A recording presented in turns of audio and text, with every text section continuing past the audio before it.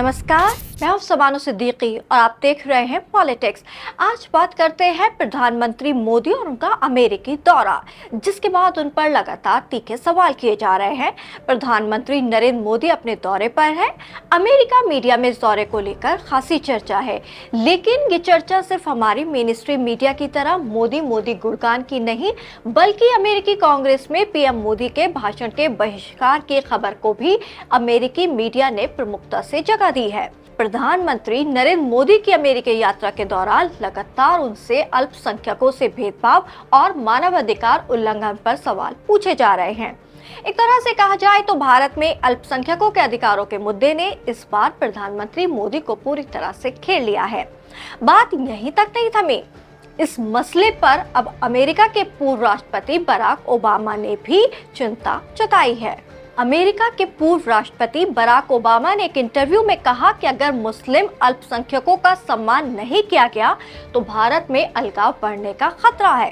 Obama ने इस मुद्दे को प्रधानमंत्री नरेंद्र मोदी के सामने उठाए जाने का आह्वान किया। दरअसल एक इंटरव्यू के दौरान ओबामा से सवाल किया गया, राष्ट्रपति बाइडेन ने डिफेंसिव डेमोक्रेसी को अपने प्रशासन का केंद्र बनाया हुआ है और ये वो वक्त है जब दुनिया में लोकतंत्र खतरे में है।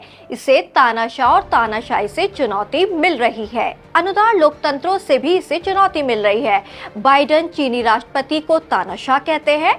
इसके बाद जर्नलिस्ट ने पीएम मोदी की अमेरिकी यात्रा की तरफ इशारा करते हुए कहा कि बाइडेन इस वक्त अमेरिका में मोदी का स्वागत कर रहे हैं, जिन्हें ऑटोक्रेटिक या फिर अनुदार डेमोक्रेट माना जाता है। किसी राष्ट्रपति को ऐसे नेताओं के साथ किस तरह से पेश आना चाहिए? अब इसके जवाब में पूर्व राष्ट्रपति ओबामा ने कहा, हिंदू बहुसंख्यक भारत में मुस्लिम अल्पसंख्यकों की सुरक्षा काबिले जिक्र है। अगर मेरी मोदी से बात होती तो मेरा तर्क होता कि आप यानी नस्लीय अल्पसंख्यकों के अधिकारों की सुरक्षा नहीं करते हैं तो मुमकिन है कि भविष्य में भारत में विभाजन बढ़े। ये भारत के हितों के विपरीत होगा। अपने इंटरव्यू में बराक ओबामा ने दुनिया में कमजोर होते लोकतांत्रिक संस्थानों का भी जिक्र किया।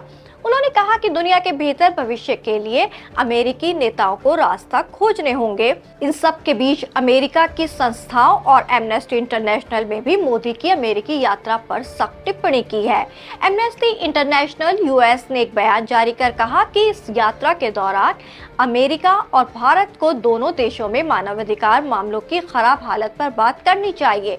संगठन ने कहा कि प्रधानमंत्री नरेंद्र मोदी के शासन में भारत में मानवाधिकार उल्लंघन के मामलों में वृद्धि हुई है। इसमें धार्मिक अल्पसंख्यकों के खिलाफ हिंसा भी शामिल है। बीते कुछ सप्ताह से देश के पूर्वोत्तर राज्य मणिपुर में जारी हिंसा का असर भी मोदी की यात्रा के दौरान दिखाई दिया है। अमेरिका में भारतीय मूल के कुकी और मैतेई प्रवासियों ने मणिपुर हिंसा के खिलाफ मोदी का विरोध करने का फैसला किया। कॉलिएशन फॉर रिक्लेमिंग इंडिया डेमोक्रेसी यानी CRID ने स्टेट डिनर और अमेरिकी संसद के संयुक्त सदन में भाषण का मौका देकर पीएम मोदी को वैधता प्रदान करने के लिए राष्ट्रपति जो बाइडेन के खिलाफ प्रदर्शन का ऐलान किया है। आपको बता दें कि CRID अमेरिका में रह रहे हिंदू, मुस्लिम, ईसाई, दलित आदि समूहों का एक नागरिक संगठन है। CRID ने एक बयान जारी कर कहा, हम मोदी के मानवाधिकार रिकॉर्ड, धार्मिक आजादी, लोकतांत्रिक गिरावट और नागरिक समाज, आलोचकों और प्रेस के खिलाफ उत्पीड़न की ओर ध्यान आकर्षित करना चाहते हैं। इसके अलावा अमेरिकी अखबार न्यूयॉर्क टाइम ने अपनी एक रिपोर्ट में लिखा, बाइडेन ने मोदी के शासन में भारत में असहमति की आवाज दबाने और प्रेस की आजादी कमजोर होने के आरोपों को तवज्जो नहीं दी है। दूसरी तरफ बाइडेन चीन के राष्ट्रपति शी जिनपिंग को तानाशाह कहने के बाद इस बात पर कायम रहे और उन्होंने बयान से पीछे हटने की बात को भी नकार दिया।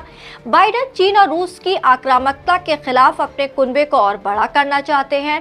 न्यूयॉर्क टाइम ने लिखा, प्रधानमंत्री बनने से पहले मोदी को उनके गृह राज्य गुजरात में सांप्रदायिक दंगे के कारण अमेरिका ने वीजा देने से इनकार कर दिया था।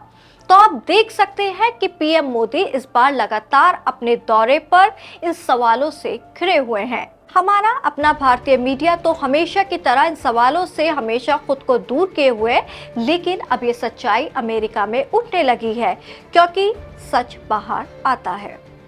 धन्यवाद। और भी खबरों के लिए बने रहिए हमारे साथ और देखते रहिए पॉलिटिक्स।